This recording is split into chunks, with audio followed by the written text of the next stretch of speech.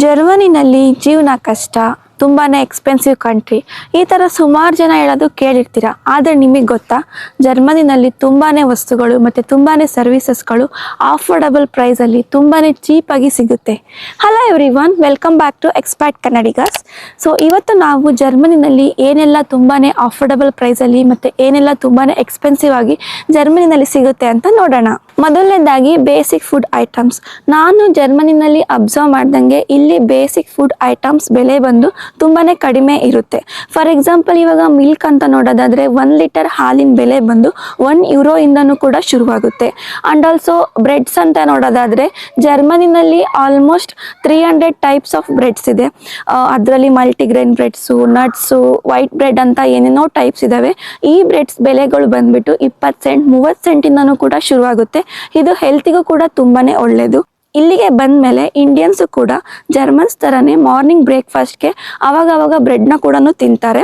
ಅಷ್ಟೇ ಅಲ್ಲ, frozen vegetable, packed vegetables, paneer, yoghurt, curd ಮತ್ತು ಚಾಕ್ಲೇಟ್ಸ್, ಇದೆಲ್ಲ ಐಟಮ್ದು ಬೆಲೆಗಳು ತುಂಬಾ ಬಜೆಟ್ ಫ್ರೆಂಡ್ಲಿ ಇರುತ್ತೆ. ಜರ್ಮನಿನಲ್ಲಿ ಬಂದು ಸುಮಾರು ಸೂಪರ್ ಮಾರ್ಕೆಟ್ಗಳಿದ್ದಾವೆ. ಆಲ್ಡಿ, ಕಾಫ್ಲ್ಯಾಂಡ್ ಮತ್ತು ರೇವಾ ಮತ್ತು ಲಿಡಲ್ ಅಂತ. ಸೊ ಈ ಸೂಪರ್ ಮಾರ್ಕೆಟ್ಗಳ ಮಧ್ಯೆ ತುಂಬಾ ಕಾಂಪಿಟೇಷನ್ ಇರೋದ್ರಿಂದ ವೀಕ್ಲಿ ಸೇಲ್ಗಳು, ವೀಕ್ಲಿ ಡೀಲ್ಗಳನ್ನ ಕೊಡ್ತಾ ಇರ್ತಾರೆ. ಸೊ ನಾವು ತುಂಬಾ ಸ್ಮಾರ್ಟಾಗಿ ಶಾಪ್ ಮಾಡಿದ್ರೆ ಬಜೆಟ್ ಫ್ರೆಂಡ್ಲಿ ಶಾಪಿಂಗ್ನ ನಾವು ಬೇಸಿಕ್ ಫುಡ್ ಐಟಮ್ಸ್ನಲ್ಲಿ ಮಾಡ್ಬೋದು. ಸೊ ನೀವು ಅನ್ಬೋದು, ಇಂಡಿಯಾಗೆ ಕಂಪೇರ್ ಮಾಡಿದ್ರೆ ಬೆಲೆ ಜಾಸ್ತಿನೇ ಅಲ್ವಾ ಅಂತ. ಬಟ್ ಇಂಡಿಯಾಗೆ ಕಂಪೇರ್ ಮಾಡೋದಲ್ಲ, ಇಲ್ಲಿನ ಸ್ಯಾಲ್ರಿಗೆ ಮತ್ತು ಇಲ್ಲಿಂದು ಪವರ್ ಆಫ್ ಪರ್ಚೇಸ್ಗೆ ಕಂಪೇರ್ ಮಾಡಿದ್ರೆ ಇದೆಲ್ಲ ತುಂಬ ಕಡಿಮೆ ಅಂತಲೇ ಹೇಳ್ಬೋದು. ಆಲ್ಸೋ ಇಲ್ಲಿನ ಪ್ರಾಡಕ್ಟ್ಸ್ಗಳದ್ದು ಕ್ವಾಲಿಟಿ ಮತ್ತು ತುಂಬಾ ಕಡಿಮೆ ಪ್ರಿಸರ್ವೇಟಿವ್ಸ್ನ ಯೂಸ್ ಮಾಡಿರ್ತಾರೆ ಮತ್ತು ತುಂಬಾ ಫ್ರೆಶ್ ಆಗಿರುತ್ತೆ. ಸೊ ಕಡಿಮೆ ಬೆಲೆನಲ್ಲಿ ಕ್ವಾಲಿಟಿ ಇರೋ ಫುಡ್ ಜರ್ಮನಿ ಸೂಪರ್ ಮಾರ್ಕೆಟ್ಸಲ್ಲಿ ಸಿಗುತ್ತೆ. ನೆಕ್ಸ್ಟ್ ಬಂದು ಪಬ್ಲಿಕ್ ಟ್ರಾನ್ಸ್ಪೋರ್ಟ್ ಸಿಸ್ಟಮ್. ಜರ್ಮನಿನಲ್ಲಿ ಪಬ್ಲಿಕ್ ಟ್ರಾನ್ಸ್ಪೋರ್ಟ್ ವ್ಯವಸ್ಥೆ ಬಂದು ತುಂಬಾ ಆರ್ಗನೈಸ್ಡ್ ಆಗಿದೆ, ಕನ್ವೀನಿಯಂಟ್ ಕೂಡ ಇದೆ ಮತ್ತು ಬಜೆಟ್ ಫ್ರೆಂಡ್ಲಿ ಕೂಡ ಹೌದು. ಫಾರ್ ಎಕ್ಸಾಂಪಲ್, ಇವಾಗ ಡೌಚೆಲ್ಯಾಂಡ್ ಟಿಕೆಟ್, ಇದ್ರ ಪ್ರೈಸ್ ಬಂದು €63. ಸೊ ಈ ಟಿಕೆಟಿಂದ ಆ ಮಂತಲ್ಲಿ ನೀವು ಅನ್ಲಿಮಿಟೆಡ್ ಆಗಿ ಬಸ್, ರೀಜನಲ್ ಟ್ರೈನ್ಸ್ ಮತ್ತು ಟ್ರಾಮ್ಸಲ್ಲಿ ಓಡಾಡ್ಬೋದು. ಕಾರ್ ಇಲ್ಲ ಅಂತ ಟೆನ್ಷನ್ ಇಲ್ಲ, ಪಾರ್ಕಿಂಗು, ಮೇಂಟೆನೆನ್ಸು, ಇನ್ಶೂರೆನ್ಸ್ ಅನ್ನೋ ವರಿ ಅಂತೂ ಇಲ್ಲ. ಈ ಪಬ್ಲಿಕ್ ಟ್ರಾನ್ಸ್ಪೋರ್ಟ್ ಟೈಮ್ ಟೇಬಲ್ ಬಂದ್ಬಿಟ್ಟು ತುಂಬಾ ಪ್ರಾಪರ್ ಆಗಿದೆ. 5-10 ನಿಮಿಷಕ್ಕೂ ಬಸ್ಸು, ಟ್ರೈನು ಸಿಗ್ತಾನೆ ಇರುತ್ತೆ. ಆ್ಯಂಡ್ ನೀವು ಆನ್ಲೈನ್ ಆ್ಯಪ್ ಮುಖಾಂತರ ಲೈವ್ ಟ್ರ್ಯಾಕಿಂಗ್ ಕೂಡ ಮಾಡ್ಬೋದು. ಬರೀ €63 ನಾವು ಕಂಪ್ಲೀಟ್ ಜರ್ಮನಿನ ಸುತ್ತಬೋದು ಅಂತಂದರೆ ಒಂದು ಒಳ್ಳೆ ಅಡ್ವಾಂಟೇಜೇ ಅಲ್ವಾ. ನೆಕ್ಸ್ಟ್ ಬಂದು ಎಜುಕೇಷನ್. ಜರ್ಮನಿ ಎಜುಕೇಷನ್ ಬಂದು ತುಂಬಾ ಸ್ಟ್ರಾಂಗ್ ಇದೆ, ಎಸ್ಪೆಷಲಿ ಪಬ್ಲಿಕ್ ಯೂನಿವರ್ಸಿಟೀಸ್ನಲ್ಲಿ. ಇಲ್ಲಿ ಪಬ್ಲಿಕ್ ಯೂನಿವರ್ಸಿಟೀಸ್ನಲ್ಲಿ ಟ್ಯೂಷನ್ ಫೀ ತುಂಬಾ ಕಡಿಮೆ ಇರುತ್ತೆ. ಕೆಲವು ಯೂನಿವರ್ಸಿಟೀಸ್ನಲ್ಲಿ ಟ್ಯೂಷನ್ ಫೀನೇ ಇರಲ್ಲ, ಜಸ್ಟ್ ಸೆಮಿಸ್ಟರ್ ಫೀ ಕಟ್ಕೊಂಡು ಹೋದರೆ ಸಾಕು. ಬೇರೆ ಕಂಟ್ರೀಸ್ ಲೈಕ್ US, UK ಥರ ಲಕ್ಷ ಫೀಸ್ ಎಲ್ಲ ಕಟ್ಟೋ ಅವಶ್ಯಕತೆ ಇಲ್ಲ. ಅಂಡ್ ಆಲ್ಸೋ ಇಲ್ಲಿನ ಡಿಗ್ರಿ ಬಂದ್ಬಿಟ್ಟು ವರ್ಲ್ಡ್ ವೈಡ್ ರೆಕಗ್ನೈಸ್ಡ್ ಕೂಡ ಆಗಿದೆ. ಮಿಡಲ್ ಕ್ಲಾಸ್ ಆಗಿದ್ರು ಕೂಡ ತುಂಬ ಕಡಿಮೆ ಬೆಲೆನಲ್ಲಿ ಹೈ ಲೆವೆಲ್ ಎಜುಕೇಷನ್ ಸಿಗೋದು ಜರ್ಮನಿನಲ್ಲಿ ಮಾತ್ರ. ಅದಕ್ಕೆ ತುಂಬ ಜನ ಹೈಯರ್ ಎಜುಕೇಷನ್ ಮಾಡೋಕ್ಕೆ ಜರ್ಮನಿನ ಚೂಸ್ ಮಾಡ್ತಾರೆ. ನೆಕ್ಸ್ಟ್ ಬಂದು ಪಬ್ಲಿಕ್ ಫೆಸಿಲಿಟಿ. ಇಲ್ಲಿನ ಗೌರ್ಮೆಂಟ್ ಬಂದ್ಬಿಟ್ಟು ಪಬ್ಲಿಕ್ದು ಕ್ವಾಲಿಟಿ ಲೈಫ್ ಮೇಲೆ ತುಂಬಾ ಫೋಕಸ್ ಮಾಡುತ್ತೆ. ವಾಕಿಂಗ್ ಪಾತ್ಸ್ ಆಗಿರ್ಬೋದು, ಸೈಕಲ್ ಟ್ರ್ಯಾಕ್ಸ್ ಆಗಿರ್ಬೋದು, ಪ್ಲೇ ಗ್ರೌಂಡ್ಸ್ ಆಗಿರ್ಬೋದು, ಪಾರ್ಕ್ ಆಗಿರ್ಬೋದು, ತುಂಬಾ ವೆಲ್ ಮೇಂಟೈನ್ಡ್ ಇರುತ್ತೆ, ಕ್ಲೀನ್ ಆಗಿರುತ್ತೆ.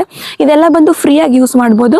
ಸೊ ಇವಾಗ ನಾನಿರೋದು ಬಂದ್ಬಿಟ್ಟು ನಮ್ಮ ಮನೆ ಹತ್ರ ಇರೋ ಒಂದು ಚಿಲ್ಡ್ರನ್ಸ್ ಪಾರ್ಕು ನೋಡಿ ಎಷ್ಟು ಕ್ಲೀನಾಗಿ ಮೇಂಟೈನ್ ಮಾಡಿದ್ದಾರೆ. ಸೊ ನಾವಿಲ್ಲಿ ಯಾವಾಗ ಬೇಕಾದ್ರೂ ಬಂದು ರಿಲ್ಯಾಕ್ಸ್ ಮಾಡ್ಬೋದು. ಆಲ್ಸೋ ಪ್ಲೇ ಗ್ರೌಂಡ್ ಕೂಡ ಇದೆ ಇಲ್ಲಿ ನಿಯರ್ ಬೈ, ಅಲ್ಲಿ ಮಕ್ಕಳನ್ನ ಕರ್ಕೊಂಡೋಗಿ ನಾವು ಆಟ ಆಡಿಸ್ಬೋದು. ಆ್ಯಂಡ್ ಆಲ್ಸೋ ನಮಗೆ ಓದೋ ಇಂಟ್ರೆಸ್ಟ್ ಇತ್ತು ಅಂದರೆ ಪಬ್ಲಿಕ್ ಲೈಬ್ರರಿ ಕೂಡ ಇರುತ್ತೆ ಇಲ್ಲಿ. ಆ್ಯಂಡ್ ಕೆಲವು ಸಿಟಿಗಳಲ್ಲಿ ಡ್ರಿಂಕಿಂಗ್ ವಾಟರ್ ಫೌಂಟೇನ್ ಕೂಡ ಫ್ರೀಯಾಗಿ ಇರುತ್ತೆ. ಪಬ್ಲಿಕ್ ಟಾಯ್ಲೆಟ್ಸ್ ಆಗಿರ್ಬೋದು, ಡಸ್ಟ್ಬಿನ್ ಆಗಿರ್ಬೋದು, ತುಂಬಾ ಆರ್ಗನೈಸ್ಡ್ ಆಗಿಟ್ಟಿರ್ತಾರೆ. ಸೊ ಇಲ್ಲೇನಪ್ಪ ಅಂದರೆ ಟ್ಯಾಕ್ಸ್ ಪೇ ಮಾಡ್ತೀವಿ, ಇನ್ ರಿಟರ್ನ್ ಆಗಿ ನಮಗೆ ಈ ರೀತಿ ಪಬ್ಲಿಕ್ ಫೆಸಿಲಿಟಿ ತುಂಬಾ ಚೆನ್ನಾಗಿ ಕೊಡ್ತಾರೆ. ಸೊ ಜರ್ಮನಿನಲ್ಲಿ ನಾವು ಕ್ವಾಲಿಟಿ ಲೈಫ್ನ ಎಂಜಾಯ್ ಮಾಡಬೇಕು ಅಂತಂದರೆ ಪಬ್ಲಿಕ್ ಫೆಸಿಲಿಟಿ ತುಂಬಾ ಇಂಪಾರ್ಟೆಂಟ್. ನೆಕ್ಸ್ಟ್ ಬಂದು ಕ್ಲಾತ್ಸು, ವಿಂಟರ್ ಜಾಕೆಟ್ಸು ಮತ್ತು ಶೂಸ್.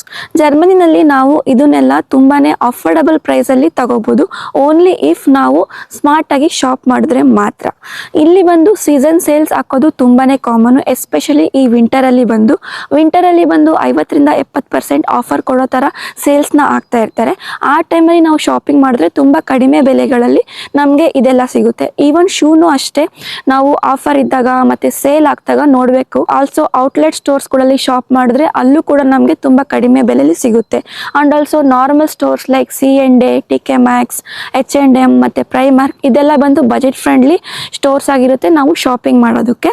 ಸೊ ಏನಪ್ಪ ಅಂತಂದರೆ ಇಲ್ಲಿ ನಾವು ತುಂಬಾ ಸ್ಮಾರ್ಟಾಗಿ ಸೀಸನ್ ಸೇಲ್ಸ್ನ ನೋಡಿಕೊಂಡು ಅಥವಾ ಔಟ್ಲೆಟ್ ಸ್ಟೋರ್ಸ್ನಲ್ಲಿ ಶಾಪಿಂಗ್ ಮಾಡಿದ್ರೆ ಮಾತ್ರ ನಮ್ಮ ವಾರ್ಡ್ರೂಪ್ ಫಿಲ್ ಆಗುತ್ತೆ. ನೆಕ್ಸ್ಟ್ ಬಂದು ಲಿಕ್ಕರ್. ಜರ್ಮನಿನಲ್ಲಿ ಬಿಯರ್ ಕಲ್ಚರ್ ತುಂಬಾ ಫೇಮಸ್ಸು. ಬೇರೆ ಕಂಟ್ರೀಸಿಗೆಲ್ಲ ಕಂಪೇರ್ ಮಾಡಿದ್ರೆ ಇಲ್ಲಿ ಬಿಯರ್ ಪ್ರೈಸು ಮತ್ತು ಬೇರೆ ಆಲ್ಕೋಹಾಲಿಕ್ ಪ್ರಾಡಕ್ಟ್ಸ್ ಎಲ್ಲ ಏನಿದೆ ಸ್ವಲ್ಪ ಕಡಿಮೆ ಬೆಲೆಯಲ್ಲಿ ಸಿಗುತ್ತೆ. ಸೂಪರ್ ಮಾರ್ಕೆಟ್ಸ್ಗಳಲ್ಲೆಲ್ಲ ಬಿಯರ್ ಬಂದು ಸ್ಟಾರ್ಟಿಂಗ್ 50 ಸೆಂಟಿಂದನೂ ಕೂಡ ಸಿಗುತ್ತೆ. ಇನ್ಫ್ಯಾಕ್ಟ್ ಹೇಳ್ಬೇಕಂತಂದ್ರೆ ನೀರಿನ ಬೆಲೆನೇ ತುಂಬ ಜಾಸ್ತಿ ಅಂತ ಹೇಳ್ಬೋದು ಇಲ್ಲಿ. ಸೊ ತುಂಬ ಕಡಿಮೆ ಬೆಲೆನಲ್ಲಿ ಸಿಗುತ್ತೆ ಅಂದಿದ ತಕ್ಷಣ ನಾನು ನಿಮಗೆ ಬಿಯರ್ನ ಶಾಪಿಂಗ್ ಮಾಡಿ ಕುಡೀರಿ ಅಂತ ಎನ್ಕರೇಜ್ ಮಾಡ್ತಾ ಇಲ್ಲ. ಜಸ್ಟ್ ಇಲ್ಲಿ ಅದು ತುಂಬ ಕಡಿಮೆ ಬೆಲೆಯಲ್ಲಿ ಸಿಗುತ್ತೆ ಅಂತ ಹೇಳ್ತಾ ಇದ್ದೀನಿ ಅಷ್ಟೇ. ಜರ್ಮನಿನಲ್ಲಿ ಇಷ್ಟೆಲ್ಲ ಐಟಮ್ಗಳು ಇಷ್ಟೆಲ್ಲ ವಸ್ತುಗಳು ತುಂಬ ಕಡಿಮೆ ಬೆಲೆಗೆ ಸಿಕ್ಕಿದ್ರು ಕೂಡ ಯಾಕೆ ಜನ ಜರ್ಮನಿನ ಎಕ್ಸ್ಪೆನ್ಸಿವ್ ಅಂತ ಕರೀತಾರೆ? ಇದಕ್ಕೆ ಆ್ಯಕ್ಚುಯಲ್ ರೀಸನ್ ಏನು ಅಂತ ಇನ್ನು ಮುಂದೆ ಗೊತ್ತಾಗುತ್ತೆ. ಸೊ ಜರ್ಮನಿನಲ್ಲಿ ಏನೆಲ್ಲ ಎಕ್ಸ್ಪೆನ್ಸಿವ್ ಅಂತ ನೋಡೋಣ. ಎಕ್ಸ್ಪೆನ್ಸಿವ್ ಅಂತ ನೋಡಿದಾಗ ಮೊದಲನೇ ಸ್ಥಾನ ಬರೋದೇ ಹೌಸ್ ರೆಂಟ್. ಜರ್ಮನಿನಲ್ಲಿ ಮನೆ ಬಾಡಿಗೆ ಮಾತ್ರ ಸಿಕ್ಕಾಪಟ್ಟೆ ಹೇಳ್ತಾರೆ. ಒಂದು ಜಿಮ್ಮರ್ ಹೌಸಿಗೆ 600ರಿಂದ 1200 ಯೂರೋವರೆಗೂ ಕೂಡ ಇರುತ್ತೆ. ಇದು ಡಿಪೆಂಡಿಂಗ್ ಅಪಾನ್ ಸಿಟಿ ಕೂಡ ವೇರಿ ಆಗುತ್ತೆ. ಸೊ ಹೌಸ್ ರೆಂಟ್ ಜೊತೆಗೆ electricity bill, water charge, heating charge, internet bill ಅಂತ ಆಡಾನ್ ಆಗಿ ಫೈನಲ್ ಆಗಿ ಮನೆ ರೆಂಟ್ ಜಾಸ್ತಿನೇ ಆಗುತ್ತೆ. ಸೊ ನೀವು ಇಲ್ಲಿ ಜರ್ಮನಿನಲ್ಲಿ ಬಂದು ಒಳ್ಳೆ ಲೊಕೇಶನಲ್ಲಿ ಕಡಿಮೆ ಬೆಲೆಗೆ ಮನೆ ಬೇಕು ಅಂತಂದರೆ ಹೈಲಿ ಇಂಪಾಸಿಬಲ್. ನೆಕ್ಸ್ಟ್ ಎಕ್ಸ್ಪೆನ್ಸಿವ್ ಅಂತಂದರೆ ಔಟ್ಸೈಡ್ ರೆಸ್ಟೋರೆಂಟ್ಸಲ್ಲಿ ಊಟ ಮಾಡೋದು. ಸೊ ಜರ್ಮನಿನಲ್ಲಿ ರೆಗ್ಯುಲರ್ ಆಗಿ ನಾವು ಆಚೆಗಡೆ ಊಟ ತಿಂಡಿ ಮಾಡ್ತೀವಿ ಅಂತಂದರೆ ನಮ್ಮ ಪಾಕೆಟ್ ಖಾಲಿ ಆಗೋದಂತೂ ಫಿಕ್ಸು. ಇಲ್ಲಿ ಒಂದು ನಾರ್ಮಲ್ ಕಾಫಿನೇ 3-4 ಯೂರೋಯಿಂದ ಶುರುವಾಗುತ್ತೆ. ಆ್ಯಂಡ್ ಆಲ್ಸೋ ನಾರ್ಮಲ್ ಮಿಲ್ನ ತಗೋತೀವಿ ಅಂತಂದರೆ ಅದ್ರ ಬೆಲೆ ಬಂದು 20ರಿಂದ 25 ಯೂರೋ ಅಂತೂ ಇದ್ದೇ ಇರುತ್ತೆ. ಇನ್ನು ಫ್ಯಾಮಿಲಿ ಜೊತೆ ಆಚೆ ಹೋದ್ವಿ ರೆಸ್ಟೋರೆಂಟಿಗೆ ಅಂತಂದರೆ 50ರಿಂದ 60 ಯೂರೋ ಅಂತೂ ಫಿಕ್ಸು, ಅಷ್ಟಾಗೇ ಆಗುತ್ತೆ. ಆ್ಯಂಡ್ ಆಲ್ಸೋ ನಾವು ಫಾಸ್ಟ್ ಫುಡ್ನ ನೋಡ್ತೀವಿ ಅನ್ನೋದಾದರೆ ಅದು ಏನು ಕಮ್ಮಿ ಇರಲ್ಲ. ಕಾಂಬೋ ಇಲ್ಲೇ ಬಂದ್ಬಿಟ್ಟು 10ರಿಂದ 15 ಯೂರೋವರೆಗೂ ಇರುತ್ತೆ. ಸೊ ಇದೇ ರೀಸನ್ಗೆ ತುಂಬ ಜನ ಜರ್ಮನಿನಲ್ಲಿ ಮನೇಲೆ ಕುಕ್ ಮಾಡೋಕ್ಕೆ ಪ್ರಿಫರ್ ಮಾಡ್ತಾರೆ. ಅದು ಬಜೆಟ್ ಫ್ರೆಂಡ್ಲಿ ಕೂಡ ಹೌದು. ಜರ್ಮನಿ ಲೈಫ್ ಸ್ಟೈಲಲ್ಲಿ ವೀಕ್ ಡೇಸ್ ಪೂರ್ತಿ ಮನೇಲಿ ಕುಕ್ ಮಾಡೋದು, ವೀಕೆಂಡಲ್ಲಿ ಔಟ್ಸೈಡ್ ತಿನ್ನೋದು ತುಂಬಾ ಕಾಮನ್ನು. ನೆಕ್ಸ್ಟ್ ಬಂದು ಲೇಬರ್ ಚಾರ್ಜ್. ಜರ್ಮನಿನಲ್ಲಿ ಲೇಬರ್ ಚಾರ್ಜ್, ಲೇಬರ್ ಸರ್ವಿಸಸ್ ತುಂಬಾ ಕಾಸ್ಟ್ಲಿ. ಜಸ್ಟ್ ಒಂದು ಏರ್ ಕಟ್ಟೆ 25 ಯೂರೋಯಿಂದ 30 ಯೂರೋವರೆಗೂ ಇರುತ್ತೆ. ಇನ್ನು ಹುಡುಗಿರಿಗೆ ಏರ್ ಸ್ಟೈಲಿಂಗು ಅಂತೆಲ್ಲ ಹೋದರೆ ಇನ್ನೂ ಜಾಸ್ತಿ ಆಗಿಬಿಡುತ್ತೆ. ಜಸ್ಟ್ ಒಬ್ಬರು ಪ್ಲಂಬರ್ ಬಂದು ಮನೆ ವಿಸಿಟ್ ಮಾಡಬೇಕು ಅಂತಂದರೆ 50 ಯೂರೋವರೆಗೂ ಕೇಳ್ತಾರೆ. ಸೊ ಇಲ್ಲಿ ಕಾರ್ ರಿಪೇರ್ ಮಾಡೋರು, ಮೆಕ್ಯಾನಿಕ್ಕು, ಎಲೆಕ್ಟ್ರಿಷಿಯನು ಇವರಿಗೆಲ್ಲ ಸಿಕ್ಕಾಪಟ್ಟೆ ಡಿಮ್ಯಾಂಡ್ ಇದೆ. ಸೊ ಇದೇ ಕಾರಣಕ್ಕೆ ತುಂಬ ಜನ ಏನು ಮಾಡ್ತಾರೆ ಅಂದರೆ ಮನೇಲಿ ಏನಾದ್ರು ಚಿಕ್ಕ ಪುಟ್ಟ ರಿಪೇರಿ ಮಾಡಬೇಕು ಅಂತ ಇದ್ದರೆ ಅವರೇ ಮಾಡೋಕ್ಕೆ ಟ್ರೈ ಮಾಡ್ತಾರೆ. ನೆಕ್ಸ್ಟ್ ಬಂದು ಸ್ವಂತವಾಗಿ ಕಾರ್ ಇಟ್ಕೊಳ್ಳೋದು. ಜರ್ಮನಿನಲ್ಲಿ ಕಾರ್ ಇಟ್ಕೊಳ್ಳೋದು ತುಂಬ ಈಸಿ, ಆದರೆ ಅದನ್ನು ಮೇಂಟೈನ್ ಮಾಡೋದು ತುಂಬ ಕಾಸ್ಟ್ಲಿ. ಇಲ್ಲಿ ಎವ್ರಿ ಮಂತು ವೆಹಿಕಲ್ ಟ್ಯಾಕ್ಸ್ನ ಪೇ ಮಾಡಬೇಕು. ಆಲ್ಸೋ ಕಾರ್ ಪಾರ್ಕಿಂಗ್ ಆಗಲಿ ಆ್ಯಂಡ್ ಫ್ಯೂಯಲ್ ರೇಟ್ ಅಂತೂ ಫ್ಲಕ್ಚುಯೇಟ್ ಆಗ್ತಾ ಇರುತ್ತೆ. ಹಂಗಂತ ಕಡಿಮೆ ಅಂತೂ ಆಗಲ್ಲ. ಕೆಲವು ಕಡೆ ಪಾರ್ಕಿಂಗಿಗೆ 1 to 2 ಕೇಳ್ತಾರೆ. ಆ್ಯಂಡ್ ರಿಪೇರ್ ಬಂತು ಅಂತಂದರೆ ಸಮ್ಟೈಮ್ಸ್ 100 ಯೂರೋವರೆಗೂ ಹೋಗುತ್ತೆ. ಕಾರ್ ಟೈರು ಅದು ಇದು ಅಂತ ಹೋದರೆ ಕಾರ್ ಮೇಂಟೆನೆನ್ಸ್ ತುಂಬಾ ಜಾಸ್ತಿ ಆಗುತ್ತೆ. ಅದಕ್ಕೆ ತುಂಬ ಜನ ಇಲ್ಲಿ ಪಬ್ಲಿಕ್ ಟ್ರಾನ್ಸ್ಪೋರ್ಟ್ನ ಪ್ರಿಫರ್ ಮಾಡ್ತಾರೆ. ಸೊ ಫೈನಲ್ ಆಗಿ ಹೇಳ್ಬೇಕಂತಂದರೆ ಜರ್ಮನಿನಲ್ಲಿ ಕಾರ್ನ ಬೈ ಮಾಡೋದು ಈಸಿ, ಬಟ್ ಮೇಂಟೈನ್ ಮಾಡೋದು ತುಂಬಾ ದೊಡ್ಡ ಚಾಲೆಂಜ್. ನೆಕ್ಸ್ಟ್ ಬಂದು ಹೆಲ್ತ್ ಇನ್ಶೂರೆನ್ಸ್. ಜರ್ಮನಿನಲ್ಲಿ ಹೆಲ್ತ್ ಇನ್ಶೂರೆನ್ಸ್ ಕಂಪಲ್ಸರಿ. ಹಂಗಂತ ಇದು ತುಂಬಾ ಅಫೋರ್ಡಬಲ್ ಅಂತ ಕನ್ಸಿಡರ್ ಮಾಡೋಕ್ಕಾಗಲ್ಲ. ಮಂತ್ಲಿ ಬಜೆಟ್ ವೈಸ್ ನೋಡೋಕೆ ಹೋದರೆ ಇದು ಎಕ್ಸ್ಪೆನ್ಸಿವ್ ಅಂತ ಅನಿಸುತ್ತೆ. ಎವ್ರಿ ಮಂತು 200 ಯೂರೋಯಿಂದ 400 ಯೂರೋವರೆಗೂ ನಮ್ಮ ಸ್ಯಾಲರಿನಲ್ಲಿ ಡಿಡಕ್ಟ್ ಆಗುತ್ತೆ, depending upon salary range. So first time ನಮಗೆ ಇದು ಸ್ಯಾಲರಿನಲ್ಲಿ ನೋಡಿದಾಗ ಇಷ್ಟೊಂದು ಇನ್ಶೂರೆನ್ಸ್ಗೆ ಡಿಡಕ್ಟ್ ಆಗಿದೆಯಾ ಅಂತ ಅನಿಸುತ್ತೆ. ಬಟ್ ಇದರಲ್ಲಿ ಹೆಲ್ತ್ ರಿಲೇಟೆಡ್ ಇಶ್ಯೂಗೆ ಎಲ್ಲ ಕವರ್ ಆಗಿರೋದ್ರಿಂದ ಎಕ್ಸ್ಪೆನ್ಸಿವ್ ಅನ್ಸಿದ್ರು ಕೂಡ ಒಂದು ರೀತಿ ನಮಗೆ ಸ್ಟ್ರಾಂಗ್ ಪ್ರಿವೆನ್ಷನ್ ಅಂತಾನೆ ಹೇಳ್ಬೋದು. ಓವರಾಲ್ ಆಗಿ ಹೇಳ್ಬೇಕಂತಂದ್ರೆ ಈ ಕಡೆ ಜರ್ಮನಿ ಎಕ್ಸ್ಪೆನ್ಸಿವ್ ಕಂಟ್ರಿನೂ ಅಲ್ಲ, ಈ ಕಡೆ ತುಂಬಾನೇ ಚೀಪ್ ಕಂಟ್ರಿನೂ ಅಲ್ಲ. It depends.